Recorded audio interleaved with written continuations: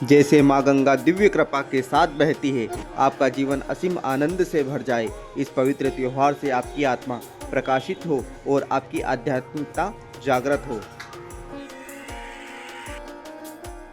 हर हर महादेव। प्रयागराज कुंभ मेला शुरू हो चुका है और ऐसे में नागा साधुओं की बात न की जाए। नागा साधुओं के रहस्य का संबंध भारत की प्राचीन सनातन परंपरा और आध्यात्मिक साधना से है। ये साधु अपने तप, वैराग्य और विशेष जीवन शैली के लिए जाने जाते हैं। उनके जीवन और साधना से जुड़े कई रहस्य और बातें जो उन्हें अद्वितीय और रहस्यमय बनाती है। नागा साधु वे साधु हैं जो अखाड़ों से जुड़े होते हैं और भगवान शिव के अनुयायी माने जाते हैं। वे नग्न रहते हैं जिससे उनका नाम नागा पड़ा।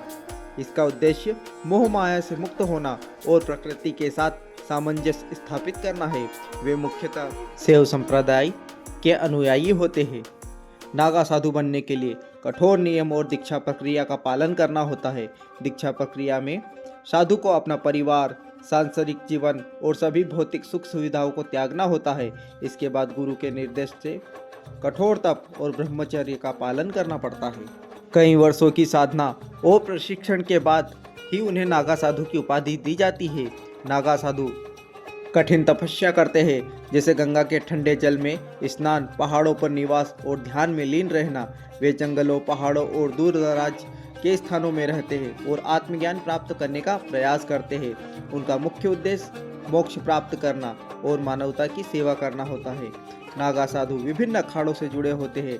अखाड़े धार्मिक संस्थाएं जो साधुओं के प्रशिक्षण और संगठन का काम करती है।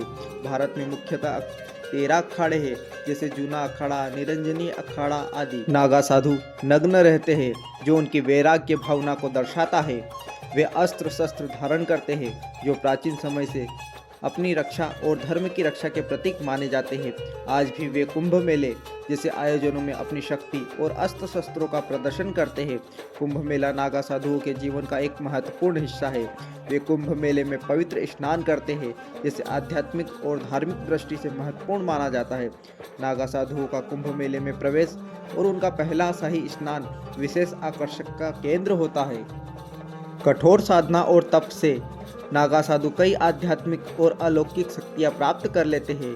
लोग उन्हें भविष्यवाणी करने, प्राकृतिक शक्तियों को नियंत्रित करने और बीमारियों का इलाज करने में सक्षम मानते हैं।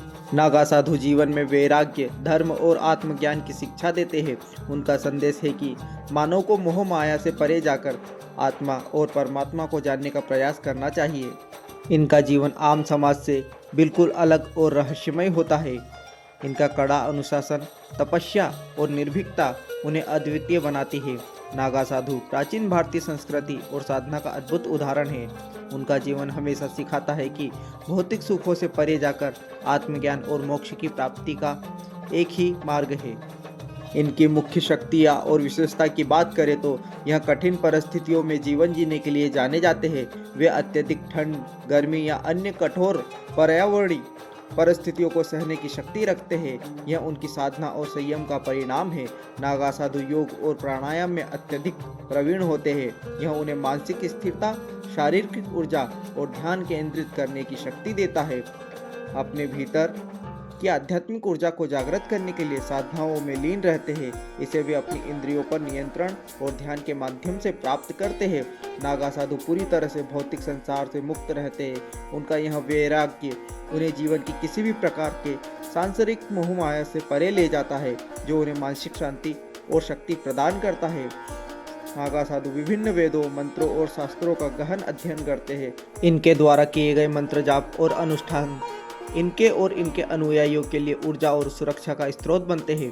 कुछ नागा साधु कठोर तपस्या और योग साधना के माध्यम से सिद्धियां प्राप्त करने का दावा करते हैं, जैसे मानसिक शक्ति, भविष्य को देखने की क्षमता, आत्मसंयम और दीर्घायु, ध्यान द्वारा शरीर को नियंत्रित करना। कुंभ मेले और अन्य धार्मिक आयोजनों में नागा साधु अपनी शारीरिक और मानसिक शक्ति का प्रदर्शन करते हैं। उदाहरण के लिए बिना कपड़ों के ठंडे मौसम में रहना या लंबे समय तक ध्यान में लीन रहना। नागा साधुओं की शक्तियों को वैज्ञानिक दृष्टिकोण से देखा जाए तो यह उनके शारीरिक और मानसिक अभ्यास, संयम और गहरी साधना का परिणाम है। उनकी इंद्रियों और मन पर जो नियंत्रण है वह उनकी अलौकिक शक्तियों का मुख्य कारण है। ध्यान दें कि नागा साधु स्वयं को भौतिक शक्तियों से परे मानते हैं और वे अपने जीवन का उद्देश्य ईश्वर प्राप्ति और आत्मज्ञान को मानते हैं।